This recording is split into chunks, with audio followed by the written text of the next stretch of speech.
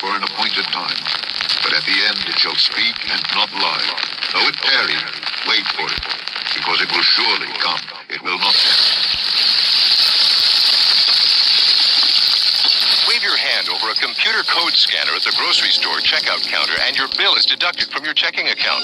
The technology to accomplish this feat is already here. One idea is to put the microchip in your hand instead of using a credit card. And all you have to do is run your hand over a scanner and they build your ID number.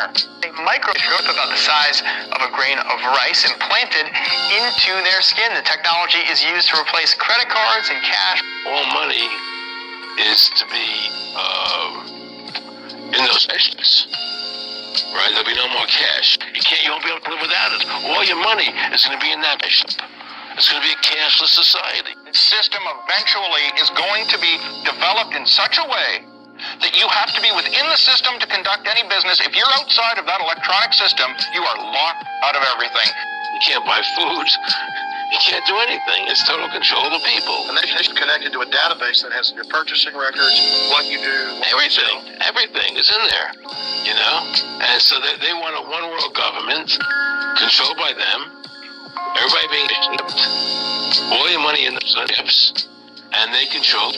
I'm talking about a cartel that wants to put a chip in our hands that will give them complete central control. This is the mark of the beast.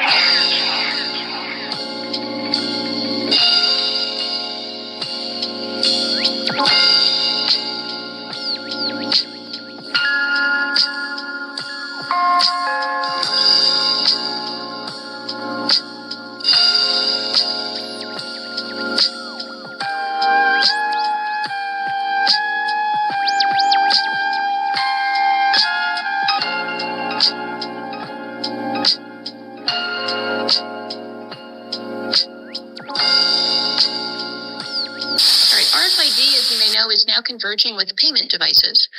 We've got a couple 100 million RFID-enabled credit cards that have already been issued around the globe.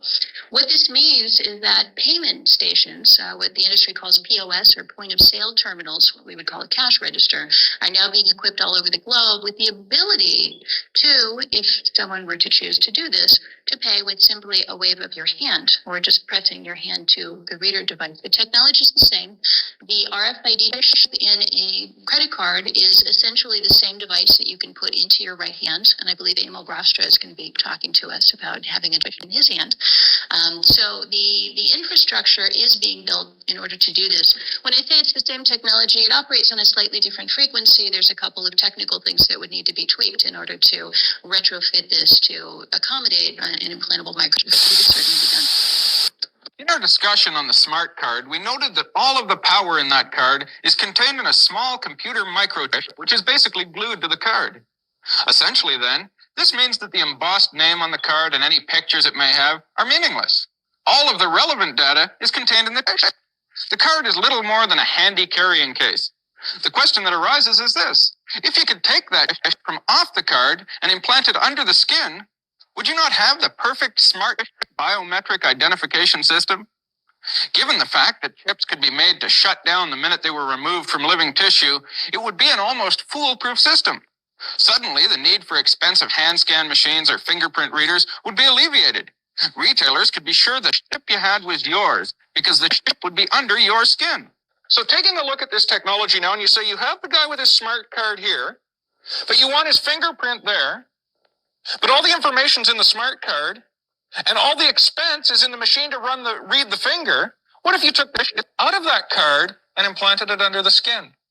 In this age, where you can find out, a machine can judge whether a finger is alive or not, you could just have it that the chip goes dead the minute it's removed from living tissue. The minute anybody tried to tamper it with it, it would be destroyed and it wouldn't work.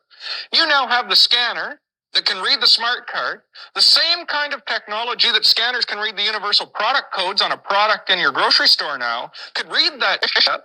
So there's not an expensive technology, and this was the only important part in the card anyway, so you've just thrown away a piece of plastic. You now have the system that makes perfect logical sense with the technology that is there. We have talked to the bankers.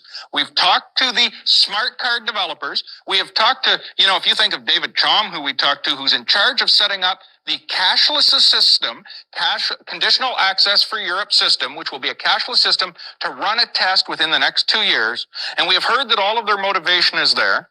So we know that that is factual. This is not something that we're telling you. These are the actual people talking. We have shown you how the system works. We've shown you clips of the animals being inserted. We've shown you the hand scan machines and the finger scan machines. And we've now shown you the chips in the injector. This thing is really, really possible right now. It's happening now, so it's present and the future. Because this is definitely next step in technology.